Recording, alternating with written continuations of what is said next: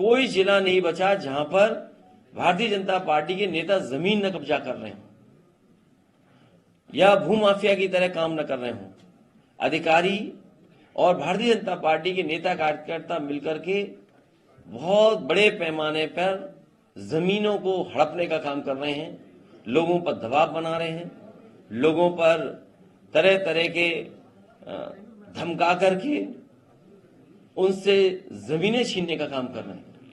जो आंकड़े बताते हैं एनसीआरबी के, जब से बीजेपी की सरकार दिल्ली में आई है 1 लाख किसानों ने आत्महत्या की है। महिलाएं सबसे ज्यादा असुरक्षित हैं, कस्टोडियल डेथ बढ़ी है। उसके बाद ही सरकार जीरो टॉलरेंस बोलती है कानून व्यवस्था को लेकर के। आए दिन घटना हो रही है और अपनी नाकामी छिपाने के लिए एनकाउंटर्स, अपनी नाकामी छिपाने के लिए जो भ्रष्टाचार हो रहा है उसको जीरो टॉलरेंस बोल रहे हैं करप्शन के लिए।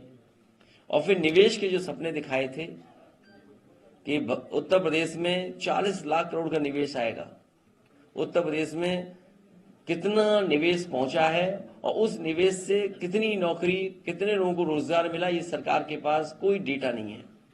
और अब तो दूसरे प्रदेश के लोग भी निवेश के लिए उद्योगपतियों को बुला रहे हैं।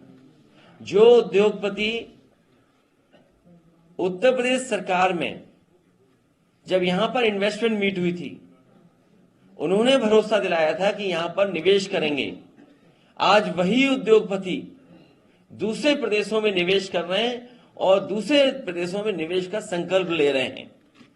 तो बताइए उत्तर प्रदेश में निवेश कब आएगा? इन तमाम सवालों को लेकर के चर्चा हो रही है।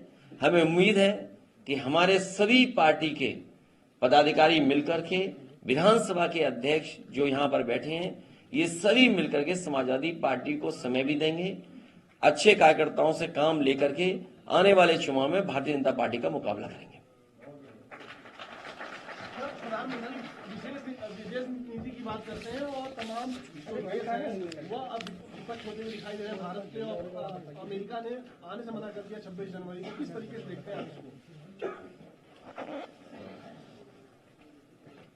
किसान की आय दोगुनी कब होगी, ये सबसे बड़ा सवाल है। देश में बड़े पैमाने पर नौजवान बेरोजगार हैं। सवाल ये नहीं है कि प्रधानमंत्री दुनिया में किन देशों में कितनी बार गए हैं, और जिस सरकार पर यह आरोप लग रहे हों कि दूसरे देश इस बात के लिए कह रहे हैं कि उनकी धरती पर, उनकी जमीन पर हत्याएं हो रही हैं, भारत जैसे देश पर अगर आरोप लग रहे हों तो हमारी विदेश नीति कैसे सफल होगी? सर, यूरिया की जो बोली थी, ट्वीट भी आपका आया इस डिफेंस में कि 45 से 40 किलो कर दी गई सर। भारतीय जनता पार्टी ने पार्ले जी बिस्किट पैकेट से सीखा है महंगाई बढ़ाना। पार्ले जी बिस्किट पैकेट ने अपना मुनाफा कम नहीं होने दिया और बिस्किट कम करते चले गए पैकेट में। ये बीजेपी सरकार भी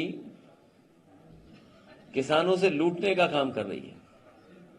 कभी 45 रुपए की, अब 40 की, और सरकार बना ले जाएंगे तो हो सकता है 35 की कर दें ये बोरी। पैसा उतना ही वसूलेंगे। सर, ये आरटीआई से पता चला है कि जो जनधन अकाउंट खुले हैं उसमें 1.2 करोड़ अकाउंटों में सिर्फ 1 रुपया है, वो भी 2 बैंकों ने अपनी तरफ से जमा किया है। और ये दावा करते हैं कि उन्होंने 15 करोड़ या 20 करोड़ जनधन अकाउंट खोले हैं। चिंता का विषय ये है कि बैंकें मर्ज हो गई हैं और नोटबंदी के बाद पूरे देश का पैसा बैंकों में जमा हो गया। 10 लाख करोड़ से ज्यादा उद्योगपतियों का पैसा माफ हो गया। उत्तर प्रदेश के किसान, देश के किसानों का कर्ज क्यों नहीं माफ हुआ? उनका कर्ज कितना होगा? 2 लाख करोड़, 3 लाख करोड़, 5 लाख करोड़, लेकिन उद्योगपतियों का पैसा 10 लाख करोड़ माफ हो गया। ये चिंता का विषय है। हमारी खबरों से जुड़े रहने के लिए हमारे चैनल को सब्सक्राइब करें और बेल आइकन को दबाएं ताकि खबर की नोटिफिकेशन आपको मिलती रहे।